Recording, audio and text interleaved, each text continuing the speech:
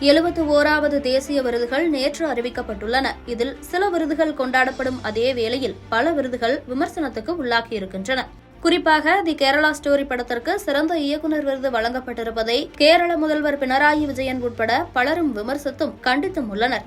இந்த சூழலில் 71வது தேசிய விருதுகளில் நடுவராக இருந்த 11 நபர்களில் ஒருவரும் இயக்குநருமான பிரதீப் நாயர் விருதுகள் தேர்வு செய்யப்பட்ட காரணங்களாக நடுவர் குழு சொன்னவற்றை ஒரு பேட்டியில் பகிர்ந்துள்ளார். முதலில் சுதீப் தோ இயக்கத்தில் உருவான தி கேரளா ஸ்டோரி படத்திற்கு சிறந்த இயக்குநர் விருது அளிக்கப்பட்டது குறித்து கூறியிருந்த பிரதீப் நாயர், அந்த படம் தேர்வு செய்ததற்கான காரணமாக அப்படத்தின் சமூகம் பிரதிபலிக்கிறது, மேலும் இந்தியாவின் முக்கிய சமூக பிரச்சனையை பேசுகிறது என நடுவர்கள் கூறினர். அதிகப்படியான ஓட்டும் அப்படத்திற்கே கிடைத்தது.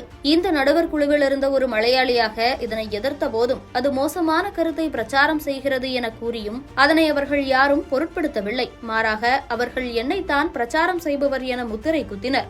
மேலும் சிறந்த இயக்குநருக்கான நாமினேஷனில் உள்ளொழுக்கு படம் இயக்கிய கிறிஸ்டோ பெயரும் இருந்தது. ஆனால் உள்ளொழுக்கு வெறும் ஒரு ஃபேமிலி டிராமா எனவும் தி கேரளா ஸ்டோரி சமூகத்துக்கு தேவையான படம் எனவும் சில நடுவர்கள் சொன்னதாக கூறுகிறார் பிரதீப் நாயர். பிளஸி இயக்கத்தில் பிருத்திவிராஜ் நடித்து வெளியான ஆடு ஜீவிதம் பெரிய அளவில் கொண்டாடப்பட்டது. நஜீப் என்பவருடைய வாழ்வை பற்றி பென்யாமின் எழுதிய ஆடு ஜீவிதம் நாவலை அதே பெயரில் சினிமாவாக மாற்றியிருந்தனர். அதில் பிருத்திவிராஜின் நடிப்பும் பலராலும் பாராட்டப்பட்டது. இப்படமும் தேசிய விருதில் பல்வேறு பிரிவில் விண்ணப்பிக்கப்பட்டிருந்தது. ஆனால் இப்படத்தை பார்த்த நடுவர்களில் ஒருவரான இயக்குனர் அசுதோஸ் கோவர்கர் அப்படத்தை சினிமாவாக தகவமைத்த விதத்திலும் அதன் உருவாக்கத்திலும் குறைகளை கூறினார். மேலும் அசுதோஸ் கோவர்கர் மற்றும் சில நடுவர்கள் ஆடு ஜீவிதம் படம் இயல்பாக இல்லை எனவும் நடிப்பு உண்மையாக இல்லை எனவும் கூறியதாக சொல்லியிருக்கிறார் பிரதீப் நாயர். சிறந்த பின்னணி பாடகர் மற்றும் பாடலாசிரியர் ஆகிய பிரிவுகளிலும் கூட ஆடு ஜீவிதம் படத்தின் பெரியோனே ரகுமானே பாடல் இருந்தது.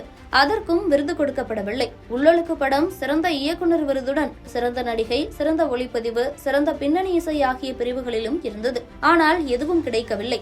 படத்தில் பல விஷயங்கள் பாராட்டப்பட்டதால் சிறந்த மலையாள படம் என்ற விருதை கொடுத்தனர் என்று கூறியுள்ளார் பிரதீப் நாயர். ஏற்கனவே தேசிய விருது குறித்து உருவாகி இருக்கும் அதிருப்தி பிரதீப் நாயர் சொன்ன விஷயங்களால் மேலும் அதிகமாகி இருக்கிறது.